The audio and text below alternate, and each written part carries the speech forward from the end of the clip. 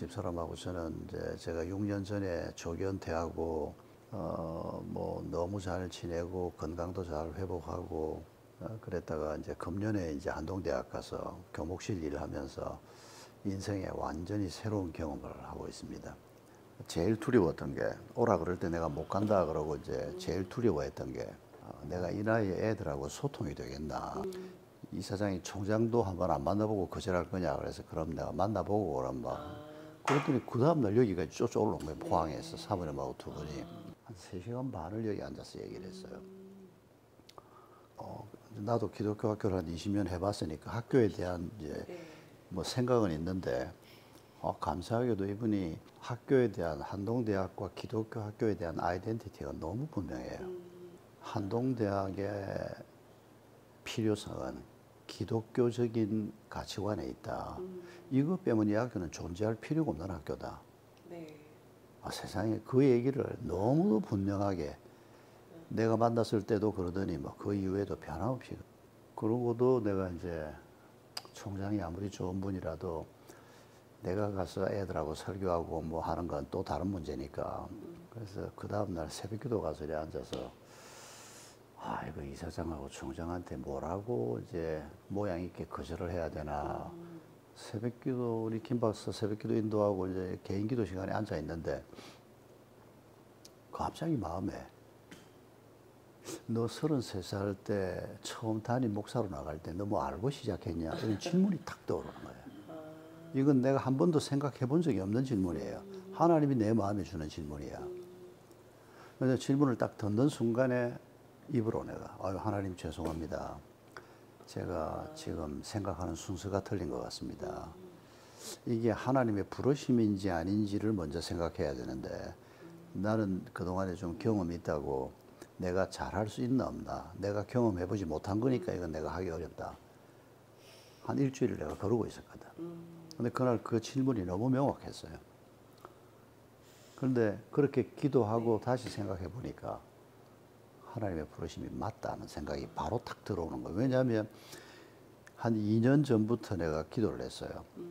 건강 회복됐고 코로나도 끝나가고 해야 될 일이 있으면 제가 섬기겠습니다. 그 기도를 사실은 2년을 했어요. 그 기도를 할 때 생각은 내가 한 40년 목회한 거, 한 20년 기독교 학교 해본 거, 이걸 거라고 짐작을 한 거지. 내가 그 분야에는 그래도 조금 경험이 있으니까. 근데 한동 대학이 연락이 왔는데 이건 아니다, 이건. 이게 하나님의 부르심이면 내가 잘할 수 있든 없든 부르심이면 이건 무조건 가야 하는구나. 가서 부딪혀 보고 정말 아니면 하나님이 자리를 또 비키게 할 거고 그날 간다고 연락을 했죠.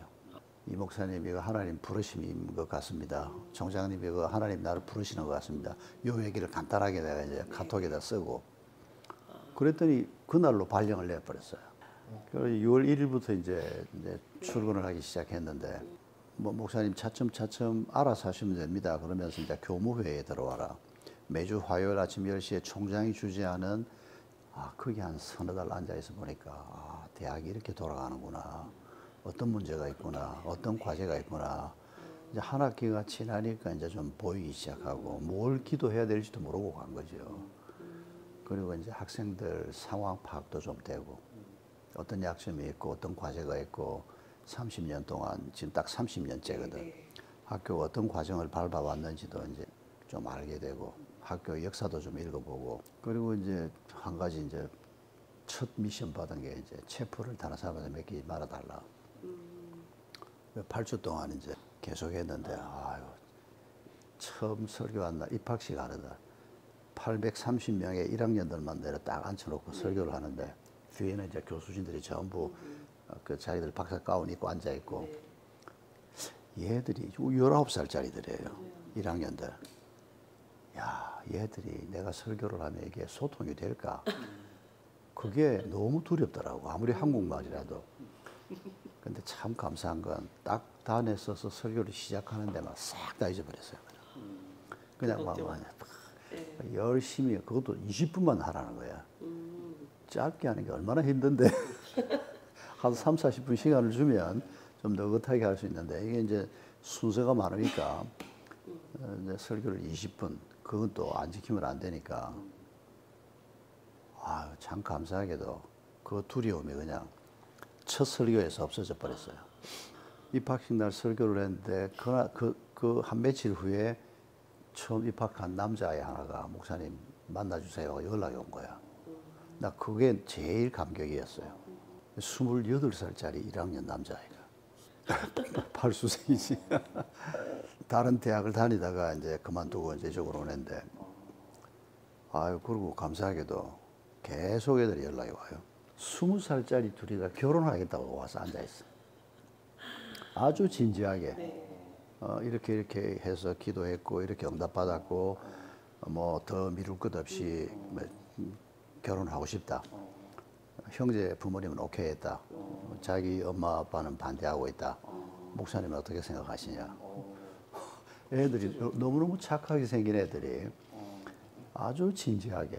처음에는 얘들이 2학년이니까 딱 20살인데 쭉 얘기를 하는데 지는 심각하지. 자기 엄마 아빠가 이제 여자애가 주로 얘기를 했고 남자애는 가만히 앉아 있는데 어떻게 하나님이 이렇게 분명하게 우리한테 인도를 하시는데 우리 엄마 아빠는 우리 형제 엄마 아빠는 다 이해를 하고 동의를 했는데 우리 엄마 아빠는 예수 믿는다는 분들이 어떻게 이럴 수가 있냐고. 그래서 내가 말을 끊고 한 30분 지가 막 얘기를 했거든. 야, 내가 네 엄마라도 반대하겠다. 깜짝 놀라는 거야.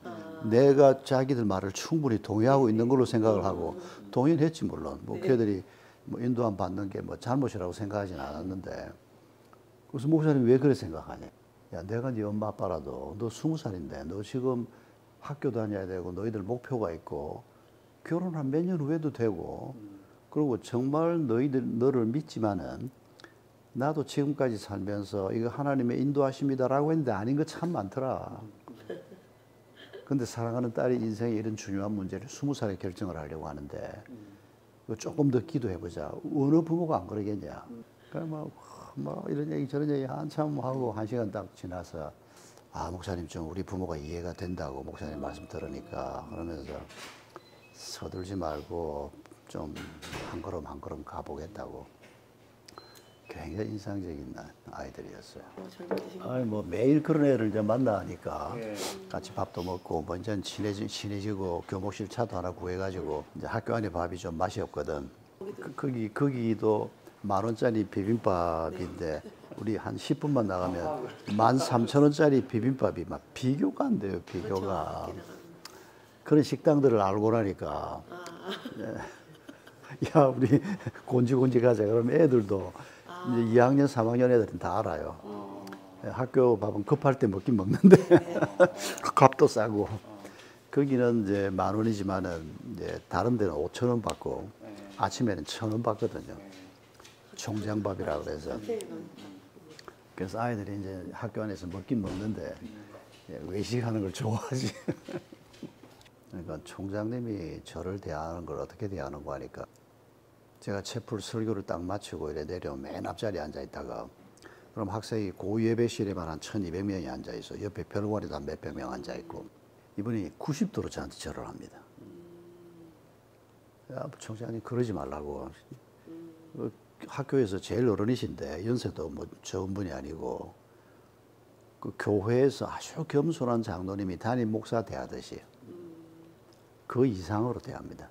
나는 이제 그러니까 내가 가서 보니까 이분이 가지고 있는 학교 비전을 돕는 게 내 사명이에요. 특히 성경적인 기초를 다지고 아이들이 본어게인 하게 하고 그리스도 안에서 자기 길을 찾게 하고 하나님의 전문성이 하나님이 주시는 전문성을 어떻게 대학이니까 그 전문성을 4년 동안 이제 키워서 나가게 하는 그 바탕인 이제 영성과 인성을 만드는 일에 이제 교목실 역할이 있는데 한두 달 지나 보니까 아 총장이 뭘 기도하고 있고 나한테 뭐를 지금 그러니까 체프를 이제 교목 7명이 돌아가면서 했다는데 목사님이 혼자서 좀 맡아달라.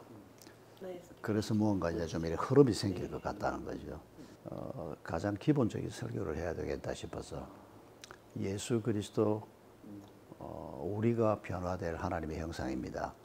주제를 그렇게 정해줬어요. 그래서 첫 설교를 이제 하나님의 형상, 뭐 예수 그리스도가 누구인가, 뭐 회개가 무엇인가 아주 기본적인 설교만 8번을 했어요. 근데 그런 이제 아주 기본적인 얘기를 할 수밖에 없는 이유가 우리가 어디에서 뭘 어떻게 시작해야 할 것인가 하는 게 다들 막 혼란에 빠져 있으니까.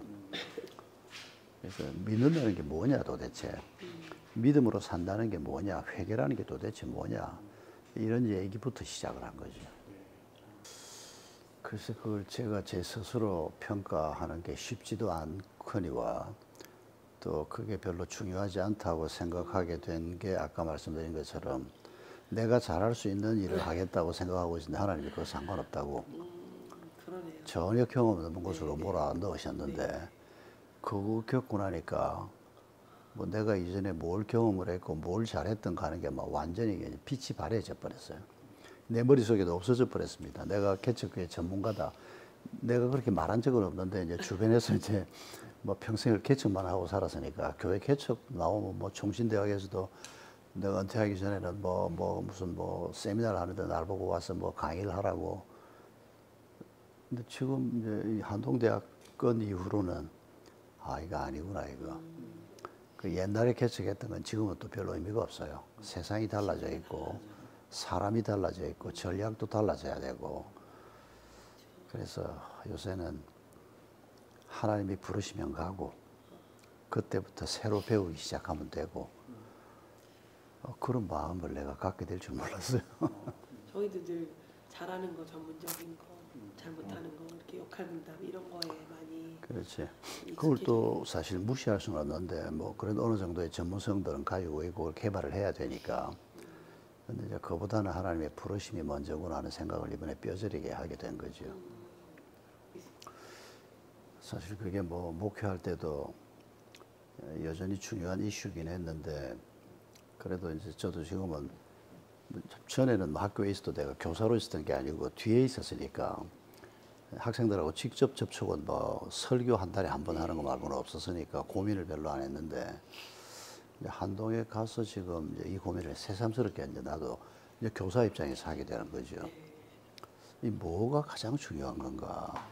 뭐 전문성을 가르치는 것도 교수가 해야 될 일이고 뭐 여러 가지가 있는데 요새 하여튼 결국은 하나님의 말씀의 원칙을 다시 생각해 보면 그러니까 학생들이 그리스도를 닮아가고 학생들이 그리스도를 위해서 헌신자가 되고 근데 이게 누구를 통해서 이루어지는 거니까 주로 대안학교도 그렇지만은 대학도 가장 중요한 사람은 교수예요. 이 사람들 무너지면 끝나는 거예요, 그냥. 이분들이 학생들에게 영향을 줄 수 있는 토양과 분위기가 만들어져 있어야 아이들이 변화가 일어나는데 한동대에 그걸 잘했거든요, 그동안에. 지금도 참 잘하고 있고. 근데 이제 고민이 이제 그런 교수들 숫자가 줄어드는 거예요. 열정이 줄어들고. 결국은 예수님이 그렇게 많이 강조하신 대로 사랑인 것 같아. 학생들을 정말 사랑하고 학생들을 섬겨주고 그거 경험한 아이들은 변화가 돼요.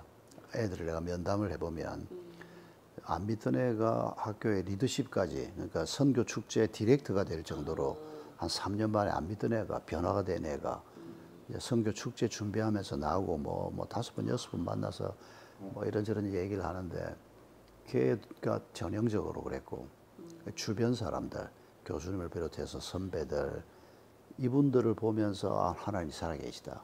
어떻게? 그분들의 사랑을 통해서 뭐 다른 것도 표현할 수는 있겠지만은 아이들이 마음이 움직여져야 결단을 하는데 그 마음의 움직임이라는 게 결국은 아 이분이 나를 정말 위해 주는구나. 그런데 왜 이러는데 교수면 뭐 그냥 가르치면 끝나는 건데 근데 이게 그리스도 때문이구나. 이제 이런 걸 이제 배워가는. 그래서 결국은 예수님이 발을 씻기시고 목숨까지 내주셨던 그리고 너희가 서로 사랑하면 그게 바로 하나님을 보이는 것이다 라고 말씀하셨던 이 원리를 우리가 실제로 공동체에서 학교에서 교사들과의 관계 안에서 또 학생들과의 관계에서 학부모와의 관계에서 어떻게 우리가 이걸 이제 구현해내는가 이거를 지켜나가면 뭘 어떻게 하면 좀 교육이 바뀔까요? 그러니까 예수님이 이 집 저 집 다니면서 밥을 참 자주 잡수셨지 않습니까? 나는 그걸 가정교회 하면서 같이 밥 먹는 기회를 교회 안에 계속 만들어서 해봤는데 학교에서는 뭐 어떻게 해야 될지 모르겠는데 근데 그게 굉장히 효과가 있어요. 같이 밥을 먹는다는 게 왜 꼭 뭐 밥을 먹어야 되냐 해서 무조건 해라 그냥. 예수님이 이 집 저 집 다니면서 밥 잡수시고 그러면서 공동체가 만들어지고 우리도 일주일에 한 번은 밥 먹자 그냥. 집에서 먹고 가면 세상이 편한데 담을 헐자. 그거 한 20년을 실험을 했거든요. 근데 이게 굉장히 효과가 있어요. 아주 그러니까 이제 식구가 돼야 밥 먹는 게 편해요. 그래서 밥도 반찬도 많이 하지 마라. 그냥 식구들 밥 먹을 때처럼 5 가정이 모여서 밥 먹고 다음은 저 집에서 하고 그러면 결국 수고도 마찬가지고 비용이 더 드는 것도 아니고 근데 그거를 따라 하면서 이 사람들이 이제 음식을 먹으면서 마음의 벽이 좀 허물어지고 그러면서 이제 나눔을 할 수 있도록 이제 서로 섬길 수 있도록 기회를 자꾸 만들어주고 혼자서는 안 되거든요. 좀 이래 서로 섬기고 교제할 수 있는 뭐 그룹핑을 해주고 교사와 학생 사이에 그런 분위기를 지금 이제 계속 이제 만들어가면서 그 중심에서 이제 총장이 이런 학교를 하나님이 우리에게 세우게 하셨으니까 이런 길로 가자 하고 이제 외치는 거죠. 그러게 참 이제 그게 가장 중요한 쟁점인 것 같은데 네. 요새 우리가 이제 우리 이사장도 그러고 총장도 그러고 이제 목사님 시간 나면 교수들 좀 만나달라고 신방하라 소리지. 진짜 바쁘시겠네요. 만만치 않아요. 네. 뭐 다 똑똑한 사람들이고 좋은 학교 나오고 박사학위까지 받고 그리고 이제 이 대학에 이제 나름대로 기독교 대학에 대한 꿈을 가지고 믿음 없는 사람은 없어요. 다 신앙심이 괜찮은데 컬러가 너무 달라요. 완전 순복음 스타일의 이런 뭐 기도하자 그러면 내 옆에 있는 우리 교무처장은 막 바로 방언 터져 나와요. 짧은 기도 시간인데도. 근데 그런 사람이 많지는 않은데 스타일이 다 너무 다양하고 이걸 묶어내고 학생들을 이제 믿음으로 섬길 수 있는 이제 길이 뭘까 그 고민을 지금 이제 총장도 하고 있고 저도 이제 교무위원으로서 이제 그런 실험을 해보는데 하여튼 일단 우리 지금 이제 매주 함께 모이는 기도회가 참 좋아요. 그래서 뭔가 교사들도 뭔가 계속 공급을 받아야 되는데 도전받고 도전도 공급받아야 되고 하나님과의 관계가 더 깊어지는 것도 공급받아야 되고 지식적인 공급도 있어야 되고 사랑도 더 받아야 되고 이게 내주기만 할 수는 없는 거거든. 근데 이걸 누가 줄 거냐? 누가 이걸 이제 할 거냐? 물론 이제 교장이 이제 해야 되는데 이사장이 해야 되고 이사들이 이제 그 일을 뒤에서 이제 해줘야 되는데 과제가 뭐 곳곳에 숨어 있는 거죠. 예. 제도적인 뭐 우리 여기 아마 샘물학교에서는 아직 못 하고 있을 건데 더 샘물에서는 총괄교장도 안식년 1년 했고 작년에 이번에 이찬영 목사도 고등학교 교장도 안식년 들어가요. 7월부터 1년 동안. 그래서 안식년 하는 동안에 날 보고 한 달에 2번 설교 안 해주면 장로님들이 못 한다 그런다고. 그래서 내가 무조건 2번 갈 테니까 해라. 7월부터 이제 내가 한 달에 2번을 거기를 가야 돼요. 그러니까 내가 교회에서는 모든 풀타임 사역자들 안식년을 다 줬어요. 장로님들이 좀 막 힘들어하는 걸 이게 결국 투자다. 이 사람들이 1년 동안 책도 읽고 쉬고 자기를 돌아보고 행정 직원들은 한 달 쉬게 하고 상반기에 한 달 쉬게 하고 하반기에 한 달 쉬게 하고 그리고 월급을 한 달치를 더 줬어요. 가을에 한 번, 봄에 한 번. 해외여행을 가든지 하라고. 그렇게 꿈의 직장이에요. 그러니까 행정 직원들은 1년이나 쉬고 앉아 있을 필요는 없으니까 오히려 더 무료할 수가 있으니까. 근데 공부하는 사람들은 이제 책을 볼 시간이 필요하니까. 근데 우리 장로님들이 다행히 잘 동의를 해줘서 그 제도가 이제 교회는 유지가 되는데 학교는 공급이 같이 되는. 예. 이제 예산을 조금만 더 투입하면 되는데 다행히 더 샘물은 이제 그걸 시작을 했어요. 그러니까 교사들이 한 6년 딱 일하고 한 1년 정도를 이제 책도 읽고 공부도 하고 자기를 돌아보고 이게 굉장히 내가 교회에서 그걸 주어서 한 30 몇 년 일하면서 4번을 내가 아시기를 했거든요. 그래서 한 번 딱 다녀온 다음에 교회에다 적용하기 시작한 거죠. 모두에게 필요하다. 근데 학교에 그걸 못한 게 늘 좀 아쉬웠어요. 내가 조금 더 적극적으로 푸시를 했어야 되는데 사실 교직원들을 위한 복지제도 계획이 좀 있었는데 그건 뭐 손을 못 대고 나왔죠, 그냥. 그래도 그저 이제 뭐 제 마음에 떠오르는 생각은 저는 유대인 교육 얘기를 읽었던 기억. 아이들이 학교 갔다 오면 오늘 뭐 질문했냐라고 묻는 그 유대인 부모들. 그게 평생에 늘 마음에 남아 있는데. 그러니까 교회에서도 또 제 자신을 놓고도 씨름을 할 때 우리가 말씀의 원리를 성경에서 접하지만은 사실 이게 나한테 어떻게 적용이 돼야 될지를 참 우리가 배우지를 못해요. 교회에서도 그게 훈련이 참 약하고 솔로몬이 하나님이 주신 지혜로 누가 진짜 엄마인지를 가려내는 재판을 했는데 그 재판 때문에 온 세상이 놀랐는데 그때 이후로 지금까지는 그때 그 지혜를 꺼내놓으면 그건 아무도 안 놀래요, 이제는. 이미 이제 상식이 돼버렸기 때문에. 그러면 하나님이 우리를 도우시려고 하는 것은 솔로몬이 그때 그 상황에서 하나님의 지혜를 받아서 그런 판단을 했던 그 성령님이 여전히 우리에게 계시니까 뭐 오늘 나의 상황에서 하나님이 주신 지혜를 어떻게 판단할 것인가. 솔로몬의 지혜가 필요한 게 아니고 솔로몬에게 지혜를 주었던 그 하나님의 지혜가 오늘 내게 주어지는. 근데 이걸 위해서 우리가 도전도 하고 질문도 던지고 사색도 하고 뭐 디스커션도 하고 디베이트도 해야 되는 거 아닌가. 이런 교육을 일반 공교육에서도 실험을 하긴 하겠지만은 뭐 대안학교가 훨씬 유리하니까 그런 점에서 이런 교육을 정말 어떻게 이제 교사들이 잘 해낼 건가. 그런 노력을 뭐 대안학교도 뭐 디베이트든 뭐 수업이든 뭐든 끊임없이 실험을 하고 하나님이 주시는 지혜를 하나님의 말씀이라는 게 끊임없이 변화하는 컨텍스트 안에 주어진 텍스트인데 텍스트는 변화가 안 되지만은 그 텍스트가 자리 잡는 컨텍스트는 우리가 있는 컨텍스트하고 우리 아이들이 살아갈 컨텍스트가 다른데 이렇게 해라. 아이들이 다른 세상을 살 건데. 그러니까 이럴 때 하나님 이런 지혜를 주셨는데 앞으로 네 앞에 펼쳐질 세상에서는 하나님이 어떻게 지혜를 주실지. 그러니까 고기 잡는 법을 배워야 된다는 거죠. 고기를 잡아주는 게 아니고. 그런 목표가 우리의 디베이트의 목표여야 하고 기독교 교육의 목표여야 하겠는데 이게 참 현장에서는 참 까다롭고 어려운 일인 것 같아요.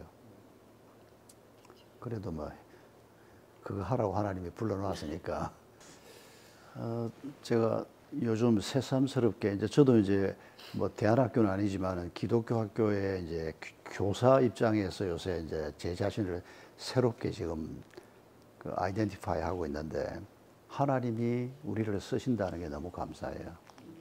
어쨌거나 우리가 하나님의 진리를 가지고 있고 하나님의 사람들을 키우려고 하고 이건 하나님이 가장 기뻐하는 일이고 하나님이 힘 주실 수밖에 없는 일이고 하나님이 우리와 함께 하지 않으면 할 수 없는 일이고 우리가 그런 믿음 가지고 이 길을 걸어가면 여기에 우리가 기대했던 것보다 훨씬 더 큰 기쁨이 있고 훨씬 더 큰 열매가 있을 거라고 확신합니다.